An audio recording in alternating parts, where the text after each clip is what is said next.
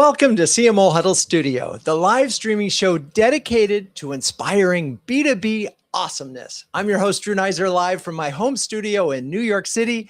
And today we're talking about strategic trade-offs, or what happens when your wish list is twice the size of your budget. Famous strategist and Harvard professor Michael Porter said that the essence of strategy is choosing what not to do. And what's interesting right now is AI is giving CMOs even more choices to make. So we're going to go beyond tactics to explore how marketing leaders decide what to fund, what to pause, and where they believe the next dollar hire or AI investment will have the greatest impact. We want to get into the thinking behind all of this. So with that, let's bring on Heather Adkins, CMO of Trimble, and a returning guest who previously appeared on the show to discuss marketing org design. Hello, Heather. How are you and where are you this fine day? Hello, Drew. I'm doing just fantastic. Thank you so much for having me on again. Always a pleasure to chat with you and other amazing marketing leaders. So I am coming to you from Trimble headquarters in Westminster, which is right outside of Denver, Colorado. Awesome. All right. A little Rocky Mountain high, so to speak. Cool. Yeah. So let's talk about the signals, if you will, that tell you that marketing should lean in fully versus support from the side, or maybe step back, and just how you think about trade-offs. Yeah.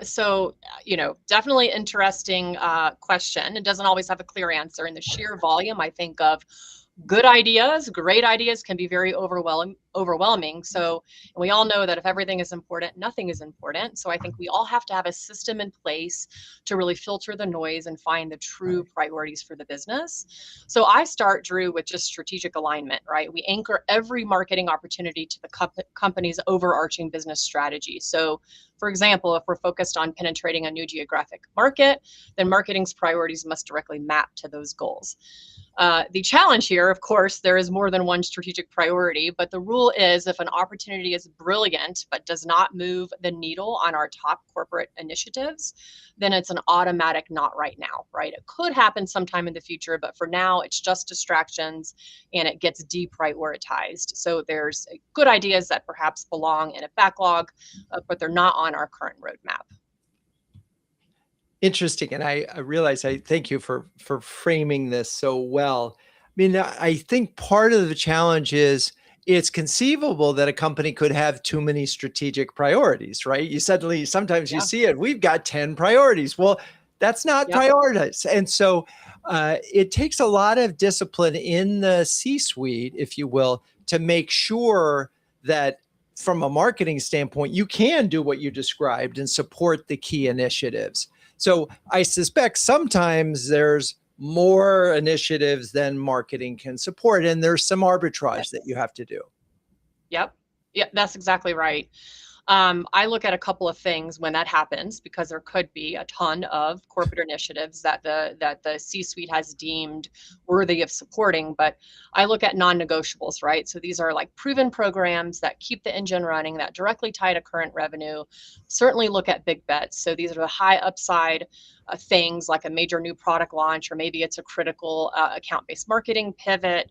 And then even then, you might still have too many marketing priorities. So another filters that I like to look at is, time to value, and then how scalable something is, right? So when deciding between two highly aligned opportunities, we look at velocity and leverage. So how quickly can this thing deliver a measurable impact to the sales pipeline or brand equity, for example? Or can this asset, campaign, playbook be scaled across multiple divisions, regions, or is it a one-off bespoke request, right? And we always prioritize the repeatable ones over the episodic ones. And then also with all of that in mind, we need space for innovation, right? So we definitely try to protect, a certain amount of capacity for experimentation. I would say about, 10% to 15% of our capacity and our budget is reserved for that, which right now is heavily involves testing AI efficiencies and new ways to, transform our go-to-market team. And I'm going to start at the end with this one because, you know, going back to my book and other things, I really do encourage every CMO to have 10 to 20% of their budget in that undefined experimental. And this is a perfect time if you've done that, because you're right, you could just take it and go there. But a lot of folks don't have that in their budget, worried that it'll get cut or whatever. But so let's go back to, I love the way you framed your answer. And so proven programs are obviously, but obviously there you have to have defined outcomes and a system in place that you can show that it's, hey, this is working to achieve that objective, whatever that is. Big bets. I'm interested in big bets and what that looks like. And maybe you could be more specific. Definitely, again, like if it has really high upside, if it drives revenue, it drives pipeline for the business, and the business has prioritized it. So we recently have launched a kind of tiered product launch process where we say, okay, tier one, this is going to drive the highest amount of revenue, or it's something that is going to be the most innovative. Then those are the things that marketing from a horsepower perspective puts marketing budget and time behind, right? So really aligning with the business on what those things are and what is going to drive the needle in the most impactful way. And so that was one thing that really got me. That's helpful. The other one is the time to value or speed to value, which I think is such a great framework, because often companies put their brand, their story behind this notion. We can help you. If you hire us, we'll help you get value out of it. But I don't often hear marketers talking about their programs as this one is going to work faster than that one, and therefore it's worthy. Talk a little bit about how you actually can sort of know that. Yeah, and we definitely look at our marketing activities short term. Marketing's job does not end at a marketing qualified account or a marketing qualified lead, right? We are there in the trenches. We have regional marketers in the trenches with sellers to look at those and to really come up with pipeline acceleration plays jointly across sales and marketing. So time to value for that, we have to reserve capacity for that is pretty quick, right? But we're also looking out 3, 4, 5 quarters in the future. So we balance that short term time to value versus the long term. Long term is going to set us up for future success, but what is that balance of delivering for the sales organization now and in the future? Yeah, and it's so interesting because, I mean, sales, let's face it, is living quarter to quarter, and marketing often lives a year later. But however, if marketing can solve the problem of either win more, of like a higher close rate, or win faster, you're a hero. Yeah. Right. Yeah. Yep. And most likely that will buy you the time to do some of the longer term. Because when we're talking about longer term, we're really talking about market development, doing things that are not necessarily going to show up in pipeline right away. It's just because not everybody's in the market. That's right. So, all right. Well, yep, that's right. And you opened this up. Okay. No, please. Go ahead. Yeah, you opened it up by talking also about when marketing should lean in fully versus support from the side, or make decisions where you step back entirely. And I do think that is where the rubber meets the road, and how we protect the capacity of our teams to be able to balance the short term with the long term, right? Knowing when to put your full weight behind something. And I think it could really be the difference between an efficient marketing engine and a totally burnt out team. So in my opinion, that's something that is very important to get right. So I talked about prioritizing big bets we're making as a company. So of course we're all in if something is mission critical to our growth plans, both short and long term. Another signal that we use for when we should be leaning in fully is that we are uniquely positioned in marketing. So, right, we possess a unique capability that no other department has to solve that problem. Maybe we have deep customer insights, or we have the chops to tell that better brand story. Or maybe it's just a very complex problem that only marketing can solve, right? So the target audience doesn't know who we are yet. The buyer journey is highly complex. And then there are certainly a lot of scenarios where we can easily support from the side, or where our highest and best use is really focused on enablement and giving the teams the tools and the resources that they need to self-serve. So, if we've already built a playbook, we've successfully run a program maybe 5 times already, then the 6th time could be a time that it would be more of a templated motion, right? Right. So we definitely look for opportunities to hand over those like high quality self-service tools, brand templates, curated emails that sellers can send one-to-one. They've got it, right? Because marketing has enabled them. There's less risk of them going rogue, and also more chance that it's brand compliant and on point with the messages that we're actually trying to put out in the market. I love it. I'm going to protect the capacity of your team is such a leadership notion. And I just wanted to get that out there and repeat it. It's funny because I just got off a call with Ann Morris, who wrote this book, Move Fast and Fix Things. And that notion of protecting capacity it really resonates with me. All right, now let's bring on Will Meier, VP of Marketing at FM and an industry expert who graced our stage before to discuss business transformation. Hello, Will. Wonderful to see you again.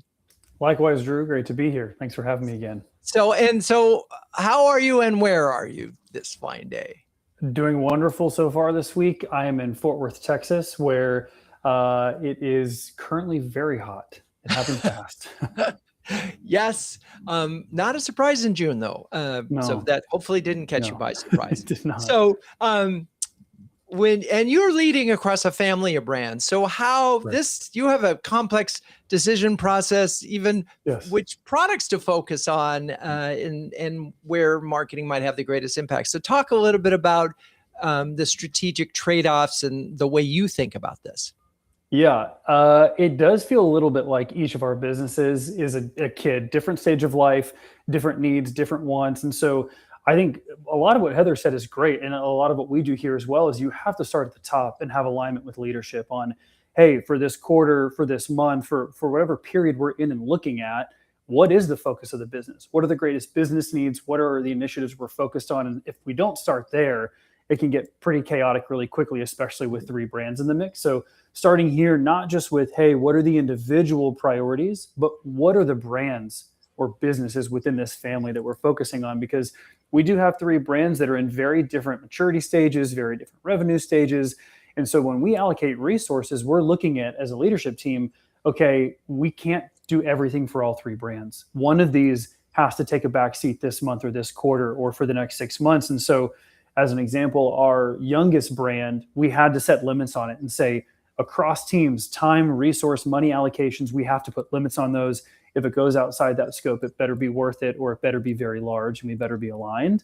And then it's having data points for each of those businesses to say, hey, if we have the right data points and we have clarity and we have quality data, those businesses will also reveal to us their needs. And so with the smaller brand in particular, when we allocate those resources, there have only been a couple times where, whether it was me or another leader said, hey, there is an opportunity. Let's scope this. Let's go through it. Let's find alignment. And if the payoff is really this big, do we agree with pulling resources off of the other businesses and brands and allocating that accordingly? Well, and this is where it gets really tricky because we are kind of dealing with a zero-sum game. There's a limited amount of people, time, and dollars to put. And so one of the challenges that you have is that you're going to have to say no. There's going to be you talked about this one brand that's getting a little less love. You have to be able to communicate that to that individual. And it becomes well, wait, my job is dependent on you doing more marketing for me. So that's got to be some tricky, and that's a trade-off because you're trading off the potential relationship with that individual. Yeah. And so my team is fortunate where we work across all 3 brands. So the communication is fairly easy on my team to say, hey, these are the hours, the budget, whatever it is that we've allocated towards this brand. If we've hit the limit, I know we all love this brand or we see opportunity and want to work on it, but we can't, or you need to make a pitch as to why. When we get into the sales department or other teams, it is that conversation of, okay, well, within the constraints we have, are you getting enough leads or opportunities or pipeline from us to be able to hit your goals? And if you're not, what do we have within our resources for that brand that we can reallocate? Or is there a way that we could get you more that doesn't just cost budget, that is a team reallocation? Or is there something that we could take from one of the other larger brands that's working and help give you more pipeline or help you hit your opportunity goals? And it really is a conversation, which I actually really enjoy because it becomes more collaborative, because then it actually helps us understand, okay, if you're not hitting your numbers or you're not hitting your goals or you don't feel like you have enough opportunities, can we dive in and can you show me, is it that our opportunities or what marketing brings is a lower quality? Are we bringing enough and maybe you're not finding some elsewhere and we're actually the lion's share of what you get brought? Like, let's diagnose this together, and then collaboratively we could probably come up with a better solution that we all feel great about and fits in our constraints and resources. So I think that actually forces us to collaborate at a higher level and really diagnose like what's actually happening here. If we have unlimited or way more budget and time, it's easy just to throw time and resources at it and hope that it goes away. Yeah, and I imagine this is getting trickier in the AI era, because in one hand, your team could be that much more productive, so they could do it, but you don't always have that luxury. Like a lot of folks in market, they're not backfilling when someone leaves because AI in theory is delivering this. Are you finding that with AI so far, you've been able to maybe deliver a little bit more than you could before to the brand that didn't get as much love? We're in an interesting position because our clients are agencies, brands, people at the highest level creatively that are using our product. And so when we look at the marketing that we put out, we have a pretty high bar in terms of being able to either impress them or show them the level and quality we operate at. So when it comes to deliverables for marketing, it's been very challenging for us to find ways where AI is able to deliver for us on the backside in terms of speed to evaluate data, being able to take larger data sets and be able to compare them or look at correlations and things like that. That has definitely made things quicker. And then really mostly behind the scenes for us. So it has had some, but I would say a lot of it is things that we weren't able to hire someone for anyways. So it's not replacing anyone yet. It's just saying, Right. hey, someone got an extra 10% capacity, or someone got an extra 15%, or it went from 4 hours. Now they can do it in an hour and a half. And a lot of that is what we're seeing on our side internally. Yeah, and it's interesting that so far, at least, that given the sophistication of your target marketing to marketers and so forth, you can't go out there with generic content. Yeah. Talk a little bit about, have you been surprised at any point in time where a particular program, let's say the orphan or the one that's not getting the I feel bad, I don't know what to call this, third child, if you will, having been a third child, it worked out fine. But you didn't always get the attention that the first two did. What have you found any ways sometimes where that necessity of you got a smaller budget, you're getting less time, has helped you actually be more creative? Yeah, I mean, in general, it really forces us to, in a lot of cases, say, I kind of mentioned this previously, but if we have all the time and money and resources, it can be easy when a small fire comes up or you start seeing smoke, say, go quick, put out the fire. But in reality, sometimes we have to let those burn. And then you do realize, oh, that actually wasn't a huge deal. I'm glad we didn't jump on that. And in one case, it also helps you kind of zoom out a little bit and say, I can't rush into every fire. I can't rush in to fix every problem immediately. So I do have to step back and say, what are the largest ones? Maybe where's the largest area that things are being missed, or where's the largest area of opportunity where we're way over our goal and we need to lean in and push further. And one area that over the course of a few months, I kept looking at the business and comparing it to the other two, saying when we have SQLs that come in, we kind of have a ratio on the first two brands that we can expect for opportunities to sales.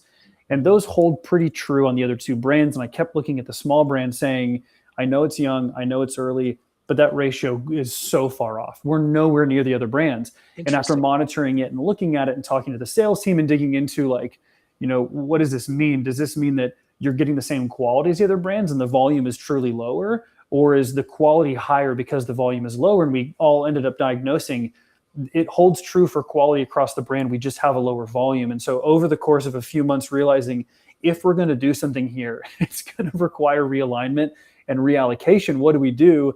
I started building a plan with our head of product to say, okay, are there things on the table that don't require large budgets, that don't require 3 to 6 months projects? Like, what do we basically have at our disposal? And what we figured out is there are some triggers on one of our other brands that exist that send opportunities to sales, and we could essentially duplicate those into the smaller brand because they're not the same right now. And so we were able to do a very low lift project to say, well, if we believe in what the other brands are doing, and all 3 of these are operating similarly, let's more or less, our engineering team would probably hate me for saying this, but let's copy and paste it into the other brand. And then lo and behold, opportunities go up by 10x. The ratio starts getting more healthy. Opportunities to the sales team are coming through, and they're liking what they're seeing. But it was that resource constraint of, we can't go to engineering and product and say, dream up something amazing. How do we fix this problem? It was, what's the lowest lift possible? Is there something that could take a few days or maybe a week's worth of our time that doesn't require large effort? It would require realignment in terms of allocating resources, but we can only do something small. What do you guys have? I love it. No, it's a great example. And, one of the advantages of having multiple brands is you should be able to learn from one and borrow that and gain some efficiency. All right. Well, thanks for that, Will. Now it's time. We're going to welcome Betsy Daitch, VP of Marketing at Canoe Intelligence, who has previously joined us to talk about building your marketing team's AI acumen. Hello, Betsy. Welcome back. Thank you so much, Drew. Yeah, happy to be back. It's so fun to join the CMO Huddles Studio and be with you.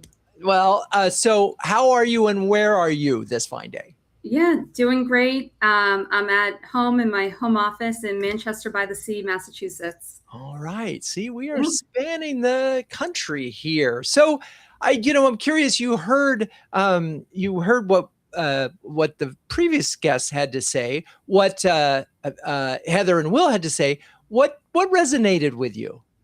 Yeah, I think that so much resonated. I think as head of marketing, everyone's dealing with some of these similar challenges.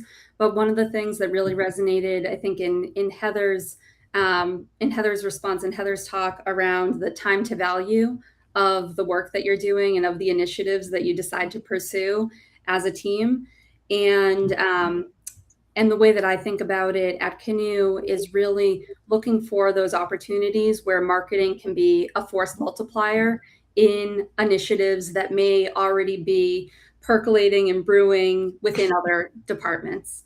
So part of that is really like staying very in tune with the sales team, with business development, with product, with every single team to hear what's going on and be able to get involved and use the marketing toolkit to really elevate the work and drive value. So in this trade-off thing, I mean, and maybe you could think of one recently, but how do you decide where, the function can make the most difference, can be this force multiplier? What gets you there? Yeah. So always looking at things from a variety of perspectives, looking at kind of how easy is it to do, what kind of impact do we think this will have on our brand, on our pipeline, on accelerating the pipeline that we have, and then making those hard decisions, weighing up what we have on the roadmap from a marketing standpoint and seeing how we can support other teams in order to, really just check off some quick wins that have a huge impact. So I can give you an example. I was thinking of one in preparation for today, just in talks with one of our sales directors 2 weeks ago. He was showing me that he and his team are using Gong in order to create guides for each prospect as they move through their buying process. And I said, wow, that's amazing. We should make this accessible to all prospects and also get this on our website as a lead magnet and pull out the content to create a series of blog posts that LLMs can read as prospects are doing their research. So that was just a quick win. That was the sales team was already doing this work on a bespoke basis. marketing got involved and turned it into something that benefits the whole organization. Yeah, I mean, I just anybody who has Gong or a similar listening program has such an opportunity right now because that data is real time. And, I feel like it's for folks who've had it for a while, it's so underutilized. It's just a gold mine of opportunity, not just from content standpoint, but from strategic standpoint, from competitive alerts. I mean, it's just kind of incredible how what was supposed to be a listening tool is now sort of becoming the brain, or can be part of the brain of the organization. Yeah, completely. Yeah, it is really incredible. Yes. And I mean, we've always talked about marketers getting closer to the customer. Well, there it is. Right. Right. So are you, have you seen where marketing can create more impact, maybe by narrowing its focus? I mean, typically, sales is the biggest, most guilty of this, is say, hey, could you create a presentation? Hey, could you do this? Hey, could you do this? And that list just keeps growing and growing and growing. And, part of this, and Heather talked about this, is ability to sort of say, no, not now. Talk a little bit about perhaps how narrowing your focus, where you might have narrowed your focus. Yeah, sure thing. One thing that comes to mind is how, as a business, we're approaching events and the follow-up from events. And this is a bit of a technology play, but also narrowing the focus. So earlier this year, we implemented Qualified at Canoe. We started with the kind of the chat bot on the site, but most recently have been leveraging the email component. And historically, we've had probably almost a 2-week process from completing an event or a webinar to actually having our sales team follow up because of all of the mechanics involved after the fact. With this tool, we've really been able to narrow in and hone in on a process that allows us to deliver that time to value, that kind of speed to lead or speed to pipeline acceleration from our events. Much faster, really narrowing the focus, focusing on this particular channel, and seeing really huge results on the back of that. Well, and so just it used to take a couple weeks. Now, how long does it take? It kicks off automatically the next day. Yeah. And so, and presumably if someone is coming to a webinar or coming to your event, they were interested in something. And so if you can sort of figure out what that was and get something of value back to them within 24 hours, if not an hour, you increase it. And so when you say it's performing, what does that mean now? Yeah, certainly. So before we implemented this process, we were kind of sitting at about a 30% MQL to opportunity conversion rate, and now we're 55%. Wow. Yeah, so huge improvement in converting the leads that we're generating from events. And the email didn't change. It was really just the speed at which you got the emails to them. Yeah, it was speed, and then through Qualified, there's context to what's going on in HubSpot and Salesforce. So yes, the messages that are sent are very relevant, and that certainly helps. Got it. And these are, and just, I have to ask, is there a human in the loop at this point, or are they good enough that they can just go straight out?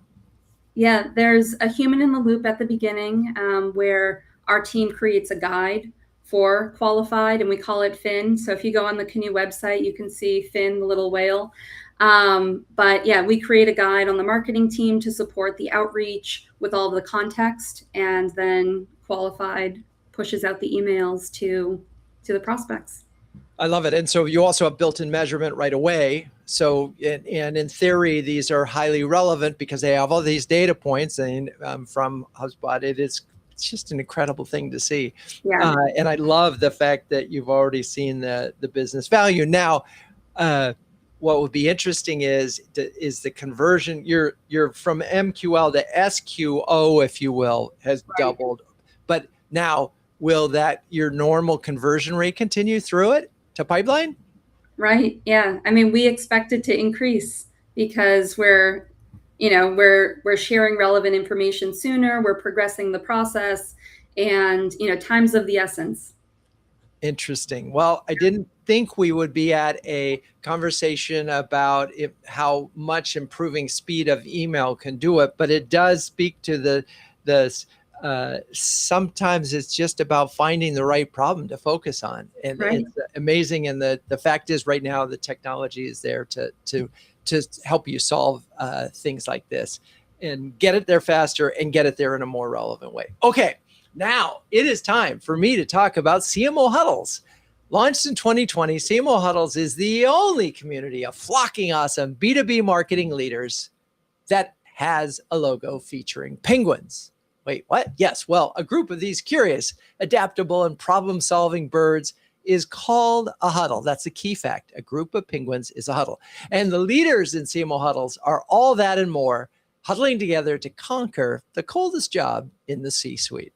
So Heather, Will, Betsy, you're all incredibly busy marketing leaders.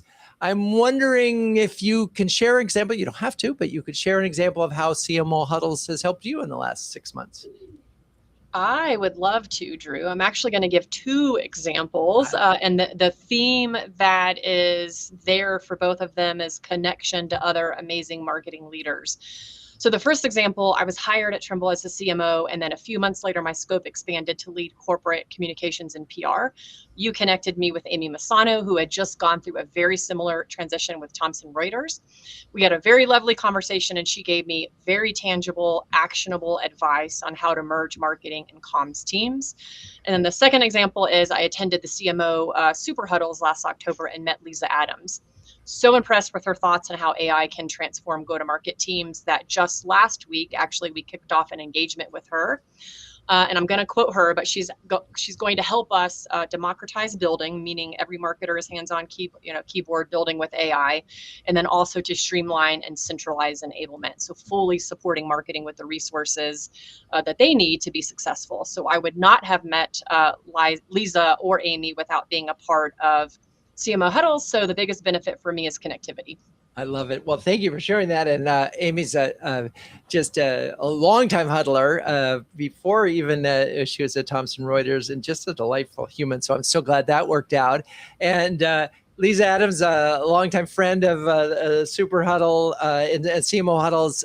She was actually with us for a couple of our strategy labs, and we're expecting her to be back at the Super Huddle in October in Palo Alto. So thank you, Heather, for sharing that. Betsy, Will. Yeah, I'd love to jump in. Just to dovetail off what Heather said, I was trying to figure out how to scale. I felt like we were in a unique position with our brands, and I needed to scale our ABM across a pretty wide range of SQLs, and was trying to sort through how do we do that. Drew, you and I had a call, and I expressed this, hey, is it a problem or a challenge I'm trying to sort through? And you immediately said, oh, I know someone you should connect with. And his name escapes me at the moment, but you connect me with him. And I said, hey, I'm trying to scale our ABM platform. How do you do that? And he said, great question. Here's how we do it. And it was a huge unlock in a moment that really shifted my perspective in a very quick and easy way, but a great moment where I felt like, does anybody else deal with this? Am I the only one? And immediately you're like, you're not alone. Here's somebody. And we had a great conversation. It was a fantastic experience. So that really makes me happy. I love our one-on-ones. Encourage all the members of our leader program to do that, because the learning just keeps happening for me, and the ability to share. That I'm glad it worked out. Betsy. Sure thing. Yeah. So I think I've been part of CMO Huddles for maybe about 1.5 years or so.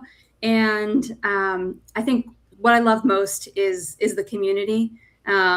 Leading marketing sometimes is a lonely job. So it's wonderful to be part of a group of people who are going through the same things, have gone through similar things, and can share advice. So one of the things that we dealt with at Canoe, or that I dealt with last year, was establishing a new attribution methodology for our leads and opportunities. We were growing our business development team, and it was time to do that. And so I went to the Slack community for CMO Huddles, and a number of people responded. in giving advice. And then I had a one-on-one with Kathy Johnson, who was super helpful in this process and made a really daunting project a lot easier.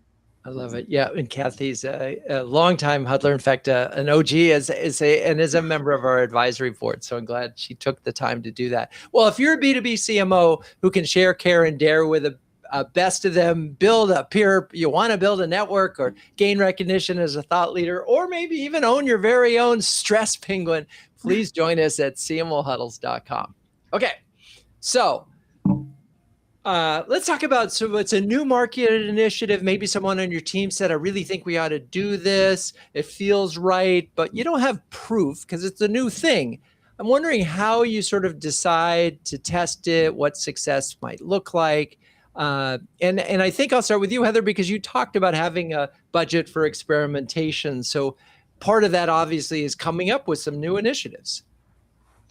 Yeah, I think definitely this is the ultimate test of a growth-minded CMO. If you only bet on what's proven, you're managing a depreciating asset, right? So we have to innovate, but you can't innovate blindly. So I think the biggest mistake that I personally have made is setting an arbitrary deadline, like let's try this for 30 days, which depending on your sales cycle could be a massive mistake because you're not giving it long enough for the results to season and to actually know what impact that it has on revenue. And that doesn't mean that you have to let it go for too long without looking at those early indicators, right? So until I can actually see that revenue proof, it's all about measuring momentum for me. So are we seeing high engagement quality, like, above average time on page or high intent demo request? And then looking at velocity. So are these prospects moving through the early stages of the sales funnel faster than maybe what our historical baseline is? And then, of course, there's red flags throughout all of that. But when you decide on that test window and the test window closes, then looking at that data through that ruthless lens, right? So if the results look scalable and pipeline velocity is outperforming the baseline, then maybe that's the decision where you can fund a phase 2 of it. Or if those leading indicators, fall flat, then you pull the plug. And interesting on that one, it occurs to me that it may be the right idea, it just might have been executed a little wrong. So sometimes there's some subtlety in looking at this. Oh, if we just tweak this, and again, it speaks to the idea of you got to give these time, as you said, time to season. I love that expression. Betsy or Will, on that particular one, how do you look at your new marketing initiatives? A big thing for me, I don't know if it's because I'm visual or I need the clarity for myself, but similar to what Heather was saying, I'll actually make sure that we have on paper, what is the goal? Are we trying to tackle a problem or our goal that we haven't hit yet? Are we trying to get more out of a program or something that we already have? Like, what are we actually trying to accomplish? Because I think especially if you have a team of very creative people who think about things and have ideas, it's easy to say, oh, look, there's 4 new ideas on the table this week. And being able to evaluate, okay, if we think that all 4 of these are going to hit a strategic initiative or a goal that we have, now we can march down evaluating them more deeply in terms of, okay, was one of them a short term? Is one of them a very low lift? Does one fit within the budget? Or do half of them not actually have a goal attached to them that we feel like is meaningful and we just really like the idea and we can at least say it out loud in the room, hey, we love this. Let's hang on to it and maybe put it in our bank. And if we have problems later, we could pull it out of the bank and see if it could work. So as a leadership team, we've actually created an initiative evaluation doc. And I do a version of it with my team where we can say, okay, if an idea comes forward, make sure you're thinking critically, you're going through all these steps and running through these, put it on paper. For me, it's really helpful to actually look at it on paper, make sure I get my thoughts out of my head. And then it's easy to share that with a team member or to get others on board. But the biggest thing for me has been when my team has ideas, making sure, hey, this is great. What initiative could it attach to, or does it help us hit a goal we're not hitting? What's the ultimate business goal here? Right. It's not just sort of floundering, you're grounding it on something. And what I like also, the thing that you said that I think is subtle but important is it may be a great initiative, but again, because we're making trade-offs, we have to park it somewhere. It's going to sit in the runway a little bit longer, but that we're not killing it necessarily. No. But because of the priorities that we've decided that one is going to have to wait. And that may be frustrating for some individuals. but it's all right. So you've got, sometimes these are tough trade-offs, particularly if someone is doing this. So I'm curious, Betsy, how do you involve the right people without sort of losing focus of the decision? You know, it's like you get more people on the committee, and the harder it is to decide. Yeah, that's a good question. I think a lot of times it comes down to what is the goal of the initiative, and who is best suited on the team to be part of the decision making process based on the primary goal. Oftentimes what I'll do is, of course, like in our weekly marketing team meetings, go over everything that's going on with everyone, and keep everyone informed as to where we are with launching this initiative, moving this one to Q3 or Q4 or Q1 of next year. But I think that it is focused on the goal, understanding the strengths of your team members, and just keeping everyone informed so that everyone's operating with visibility and transparency when things are changing. Yeah. So Heather, I want to go back to you on this question of sort of what's so interesting about AI is it could solve almost anything. Right. It's just incredible, and it keeps getting better at doing things. But there are also these sort of hidden costs with the tokens. It's sort of creeping up here, and so sometimes it's harder to eliminate an AI test than folks think. So I'm curious how you are approaching this from a strategic trade-off standpoint, because there is this myth that if you're doing your AI right, you can do 4 times what you were doing with the same amount of team, which nobody has yet proven, but it sounds wonderful. How are you sort of dealing with AI tests, if you will, and perhaps looking at the way your marketing team, changing the way your team works? Yeah, and you definitely caught us at the perfect moment for this question. So as I shared before, at Trimble, we are in the early stages of, a full-scale marketing transformation. We brought in Lisa Adams to help us really as our strategic advisor to help us navigate this. And so working with Lisa, we want to completely kind of throw out the old way of evaluating tech is the first thing, right? We aren't looking at AI as a tool to check the box, whether it is to test something or whether it is to determine how we should be restructuring our teams and the roles and responsibilities, right? So, she talks about like building a true kind of human plus AI organization. So again, we're at the early stages of doing that. But it really is that AI teammate shift. So she has this great framework around moving from basic AI tools to actual AI teammates. I anticipate that test showing enough promise to really change our workflow. When the AI stops being just that kind of prompt and response calculator and starts really acting like a collaborative partner, that's when that human and AI new org chart will come into play for us. Definitely anticipate seeing those major efficiency gains where then we can test and learn with that extra capacity. And looking at that capacity impact. So if an AI workflow reduces that time to delivery, let's say for a specific task from like 50 to 70%, that's really our trigger then to kind of formally rewrite that team's operational playbook, right? So we don't just say, great, we're faster now, but we actively sort of re-baseline the marketer's goals, and really leverage that extra capacity to do high impact, creative things, do more testing and learning. Now, one of the things that I'm trying to wrap my mind around is this is a time that means that you, the CMO, are investing here and not spending it somewhere else, right? Because you're now thinking about, oh my God, I have to do marketing transformation. I have to redesign my organization. I'm creating essentially a new org chart. Where's that time coming from? And how are you deciding that it's worth doing relative? Because you could spend your time on a lot of different things. Yeah, I mean, again, it's just really looking at those workflows and saying, okay, if a marketing campaign to get out the door used to be 10 steps, now we're going to automate it. We're going to build agents and connect agents. And so that really has freed up the capacity of that team to then think different. I think it's also about when you think of the human and AI org chart, it's also around, hiring for mindset. So we have a lot of team members that do a lot of different things. We're hiring more kind of T marketers where you might go super deep, but we do like the lines of roles and responsibilities are becoming more blurred because we have these super integrated workflows across all of our marketing disciplines. Right. And then that again frees up time to say, okay, where else should we be focused on? Yeah, it's so interesting. Will, do you anticipate having bots on your org chart?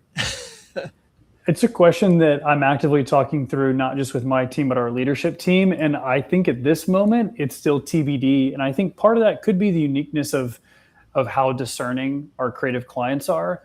Right. The areas we've seen that maybe show the most opportunity are haven't shown up as full teammates yet, but is really around data and analytics.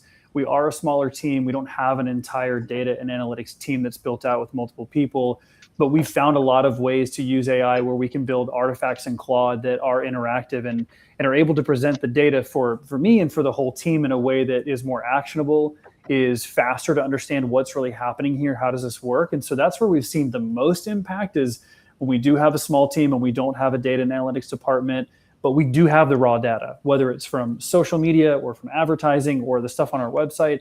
And we're able to pull those together and say, okay, we're able to read data that we pull together faster. We're able to do it custom for us. We're not dependent on a department. We're not dependent on somebody else. That's where we've seen a lot of fruit. It would be great if we're able to get to the point where it can be a full team member for sure. And we're able to offload more or delegate more to them and say, hey, we are just asking you to do one little task. We're able to describe the thing that we need, and we're going to send you off on your way to go do it. But TBD for us specifically. Yeah, and that's funny because I had a CMO I was talking to yesterday and said, look, AI is these are just bots or workflows. I'm not putting a workflow. I'm not putting my Salesforce workflow. I'm not putting my other things. Why am I going to put that in an org chart? I thought it was a reasonable question because there's been so much momentum about these redesign with bots on the chart, or it was somebody said, oh, you're, the next VP of marketing is a bot. So anyway, I think it's up for debate. And it would be probably scary for a lot of people. It'd be interesting to see bots on their, as their department. But so, all right. Betsy, I didn't know if you wanted to weigh in on that, on the whole conversation of how are you managing your AI test, but you already talked about the qualified one as a killer example of a great workflow. Yeah, thank you. Yeah, I mean, just to comment on that for a second, the use of qualified at Canoe, like we call Finn our teammate, our AI SDR teammate. So I would argue we already have an AI bot on the org chart already, and so yeah, I foresee us exploring that more into the future. Interesting. Okay, so let's talk about a couple other things before we wrap up. One, what signals tell you that a long-time strategy or effort is no longer serving the business?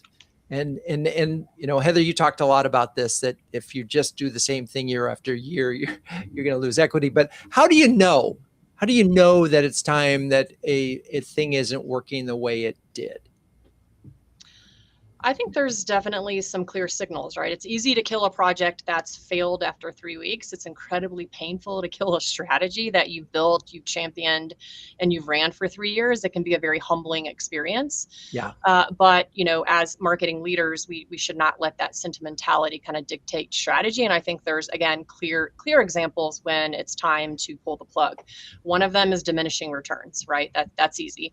Every great strategy sort of follows that S curve, slow adoption, explosive growth, and then that eventual plateau. So if you're spending the same amount of budget or more and putting in that same amount of team effort. But for example, maybe your customer acquisition costs are creeping up while conversion rates are flattening or dipping. That's diminishing returns. So it could be an opportunity to pull the plug. I think that's also looking at the partnership with sales, right? So if sales stops using your content, they ignore your campaign leads, they start building their own kind of rogue marketing materials or doing their own localized events, it might be time for a change. And then I think there's, softer signals, looking closely at how your team talks about the strategy. So your own marketing team, right? So when they begin to look at and kind of list the laundry list of activities that you're doing instead of being focused on outcomes, they may be checked out, and it may be time. That could be a signal that the strategy is stale and it's time for a change. Yeah, it's so helpful. So, Will, if marketing is asked to take on something you don't believe is worth the effort, how are you pushing back? That's a great question. This is something I would say I'm still learning and growing in. I think the first thing is making sure I understand why I don't believe in it, because it could be a range of things from I haven't really thought about it enough and it wasn't my idea, or it just didn't sit well with me at first, but the more I think about it, maybe the more I do believe in it. It could also be I don't believe in it because I don't see how this is going to help us hit the goal. And so one thing I'm actively working on and growing on is how do I present that, especially if it's to our leadership team or our CEO, hey, this is what I'm seeing. I see this as the strategy or the goal that we're trying to hit. I'm a little fuzzy or I'm unsure of how that is really going to help us hit that. I don't have a high level of confidence. Do you see it differently? Do you have more confidence, or there's a different perspective or maybe angle you see on how that is going to help us hit it? And there have been a couple of opportunities and moments where, whether it's talking to a sales leader or a CEO, they've said, well, actually, there's this piece over here, maybe in sales you didn't know about. I think this will help us hit. Or there have been moments where then our CEO and I say, oh, he says, you're right. That's actually not going to. If that's the case and that's what you're seeing, I don't believe in it either. Or it gives us an opportunity to say, I think as I evaluate, okay, if I don't believe in something, do I know why I don't believe in something? And what's my level of conviction? And then bringing that level of conviction to find out, maybe for one other person that I'm working with, or if it's the whole room, what is everybody else's level of conviction? Because I might find out, oh, we all had a pretty low level of conviction, but if I don't bring that up and diagnose how do I feel about this and bring that to the room, I think everybody must have a strong conviction and I'm the only one who doesn't believe in it. So working on evaluating why don't I believe in something, and then trying to open the conversation around, hey, here's my level of confidence based on what I see as the situation. Do you or others have a different perspective or a different level of confidence? And then we have an opportunity to work through that.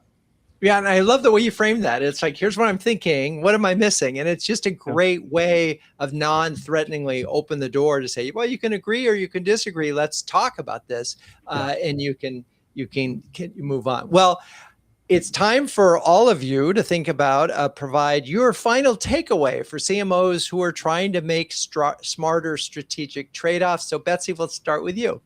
Sure thing, Drew. I think, I mentioned this earlier, but I think that the most important thing to do is to look for those opportunities where you can be a multiplier within your organization, and really focus on those initiatives that not only support one goal, but perhaps 2, 3, 4 goals within the organization all at once.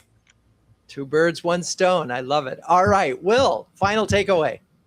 Sometimes you have to let fires burn, and it can be a little scary when there's smoke coming out from the door in the room over there, but sometimes you have to wait until the flames come out, and don't rush to put every fire out as soon as you see it. Yeah, but we do have our fire extinguisher here, just in case this one sort of blows a little hotter than you expected. Okay, Heather, final takeaway. Yep, sure. So when facing tough trade-offs, anchor to the business goals, not just the marketing metrics. Frame every trade-off in the language of, corporate growth, ARR, pipeline. Really removes the emotion and forces that rational kind of executive decision-making. Protect your future, meaning ruthlessly automate or template the routine stuff so you can protect, that 15% of capacity for innovation, and then retire strategies with honor. Don't let that sentimentality get in the way. What a great summary. Thank you. You just did all of my work for me. I love it. So thank you for that. Well, and thank you, Heather, Will, Betsy. You're all good sports. And thank you, audience, for staying with us. Please join us in 2 weeks when we'll be talking about public company CMOing with Monica Kumar and JD Dillon. Cue the music. CMO Huddles Studio is produced by Yashar Cuevas. Our production assistants are Laura Parkin and Melissa Caffrey. If you'd like to learn more about CMO Huddles, please visit CMOHuddles.com. I'm your host, Drew Neiser, reminding B2B CMOs everywhere, no matter your challenges, it's warmer in the huddle.